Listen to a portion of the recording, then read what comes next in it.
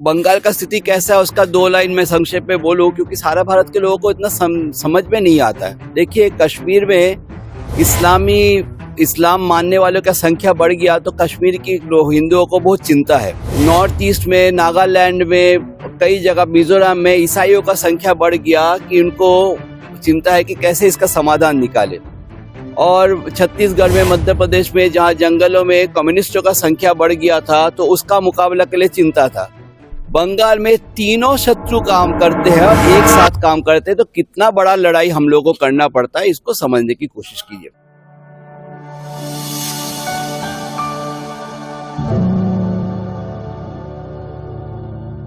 नमस्ते, सनातन प्रभात की ओर से मैं विक्रम डोंगरे अभी सनातन राष्ट्रीय शंखनाद महोत्सव भारत मंडपम दिल्ली से बात कर रहा हूँ।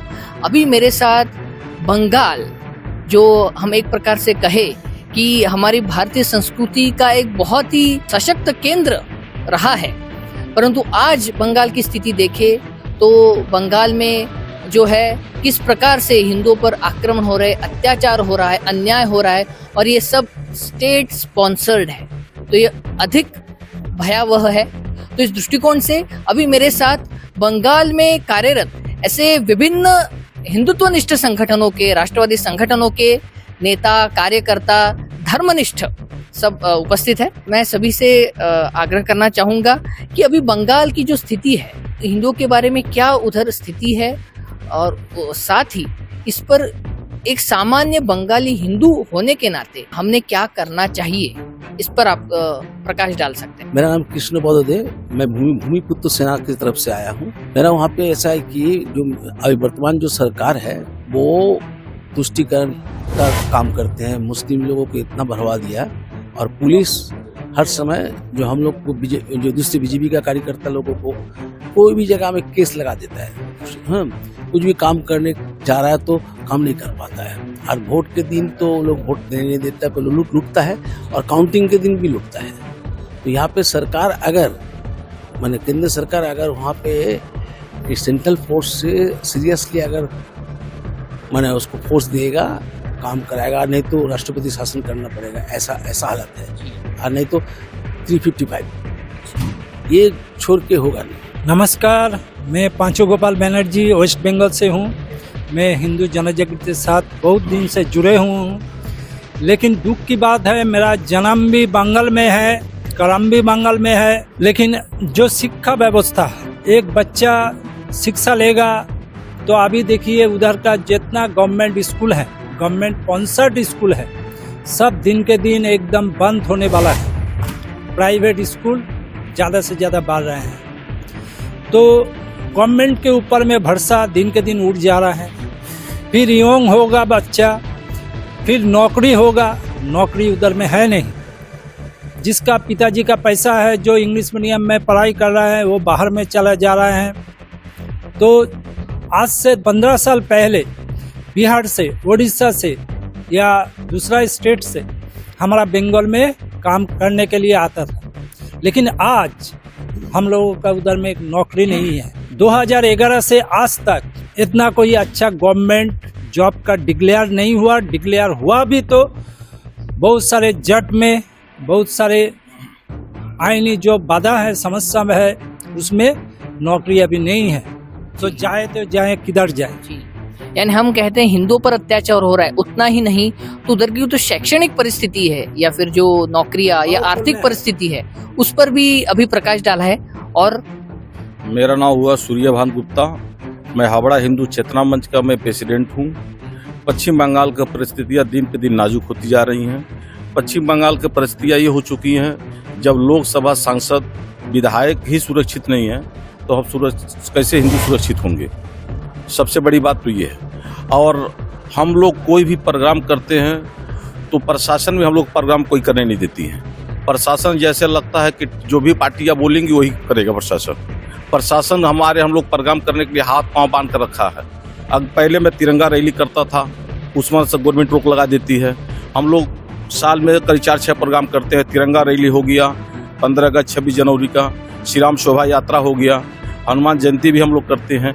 लेकिन ये सब प्रोग्राम करने के लिए हम लोग को थाना में चक्कर पर चक्कर काटना, कभी बोलता थाना में आप चिट्ठी दीजिए, फिर लाइसेंस डिपार्टमेंट में जाइए, फिर कमीशन आप, हम लोग थाना में चक्कर काटते काटते पता चलता हमारी प्रोग्राम कैंसिल हो गई। यानी एक प्रकार से हम कहें कि लोकतंत्र होते हुए भी उधर दबाव तंत्र शुरू है और एक प्रकार से जो है हिंदू की आवाज जो है वो दबाई जा रही है। और ये क्रांतिकारी जो कलकत्ता पश्चिम बंगाल ये क्रांतिकारियों की भूमि है, और ये क्रांतिकारियों की भूमि में ऐसा हो गया पूरा कचड़े हो गए हैं, कोई सुनने वाला नहीं है हिंदुओं का। आदमी अब वहाँ पर ऐसा जो पोजीशन हो चुकी है पश्चिम बंगाल की, जहाँ वहाँ से जितने सनातनी है पलायन की कगार पर हैं। अब हम लोग इसके बारे में क्या बोलना इसके आगे। जी, यानी हम कहते हैं कि जो बंगाल के हिंदुओं की स्थिति है, बंगाल की स्थिति है, वो बद से बदतर होती जा रही है और एक प्रकार से हम कहे कि एक पश्चिमी बांग्लादेश बनता जा रहा है। बांग्लादेश से सटे जो जिले हैं तो उधर अधिकतर जिले जो है वो हिंदू लगभग ना के बराबर हो गए हैं। तो इस पर एक बंगाली हिंदू होने के नाते बंगाली हिंदुओं में जागृति करना और अगले साल जो चुनाव होने वाले हैं उस दृष्टिकोण से आपको क्या लगता है कि हिंदुओं ने क्या करना चाहिए, बंगाल के हिंदुओं ने? मेरा नाम है अनिर्बान नियोगी, हमारा एक संगठन है भारतीय साधक समाज और उसका दायित्व में है। बंगाल का स्थिति कैसा है उसका 2 लाइन में संक्षेप में बोलूं, क्योंकि सारा भारत के लोगों को इतना समझ में नहीं आता है। देखिए, कश्मीर में इस्लाम मानने वालों का संख्या बढ़ गया तो कश्मीर की हिंदुओं को बहुत चिंता है। नॉर्थ ईस्ट में, नागालैंड में, कई जगह मिजोरम में ईसाइयों का संख्या बढ़ गया कि उनको चिंता है कि कैसे इसका समाधान निकाले। और छत्तीसगढ़ में, मध्य प्रदेश में, जहाँ जंगलों में कम्युनिस्टों का संख्या बढ़ गया था तो उसका मुकाबला के लिए चिंता था। बंगाल में तीनों शत्रु काम करते हैं और एक साथ काम करते हैं, तो कितना बड़ा लड़ाई हम लोगों को करना पड़ता है, इसको समझने की कोशिश कीजिए। और इस स्थिति को बर्बाद किया 2 पॉलिटिकल विचारधाराओं ने, एक कांग्रेस के विचारधाराओं में जिसका एक नेहरू थे और मिस्टर गांधी थे, और बाद में कम्युनिस्टों ने भी इसका नुकसान किया कि अंदर से बंगाल को खोखला किया।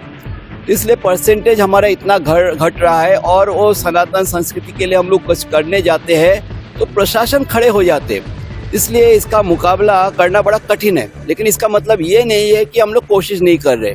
हम लोग हिंदू जन जागृति समिति या सनातन संस्था के जो प्रोग्राम होते हैं, आप लोग जानते हैं कि एक समय 5 संख्या में आते थे, आजकल बंगाल में 30 संगठन पार कर गया और उतनी संख्या में हम लोग पहुंचते हैं और जाके हम लोग जागरूकता भी लाने की कोशिश करते हैं। अब लेकिन ये बंगाल के लिए पूरा भारतवर्ष अगर नहीं सोचे, पॉलिटिकल सिस्टम में अगर चेंज नहीं हो तो इसका मुकाबला करना बड़ा मुश्किल है। अब आनंद का विषय है कि SIR आया है, सुनते हैं कि 1 करोड़ नाम उसमें निकाला जाएगा और वो 1 करोड़ नाम बाहर आएगा तो देशद्रोही का ही नाम बाहर आएगा, उसका लाभ हम लोगों को मिल सकता है, उसी आशा में है। और पूरा भारतवर्ष ये है कि इसके लिए सहयोग कीजिए, कम से कम भगवान से प्रार्थना कीजिए कि बंगाल में परिवर्तन हो। धन्यवाद। बंगाल ऐसा भूमि है जो अगर बंगाल जाग जाएगा तो भारत जागेगा और भारत जागेगा तो विश्व जागेगा। मुसलमान पश्चिम से आया लेकिन बंगाल में जाके ज्यादा फैला हुआ है, इसलिए मार्क्स, मुस्लिम और मिशनरी ये तीनों ताकत बंगाल में सारे गांव-गांव में फैला हुआ है। लेकिन अब बटने की जगह जो है एक होने की आवश्यकता है। और आपके चैनल के माध्यम से मैं सभी से, पूरे भारतवर्ष के सनातनी मित्रों से, परिवार से एक ही विनती करना चाहता हूं कि पश्चिम बंगाल के तरफ में कृपया आप सभी अपना समर्थन दें और हम सब जितने भी सनातनी हैं वहाँ पे पश्चिम बंगाल में पूरे तरीके से दम कम लगा करके हम लोग तैयारी में लगे हुए हैं कि 2026 में हम लोगों को बंगाल में भगवा ही भगवा कर देना है।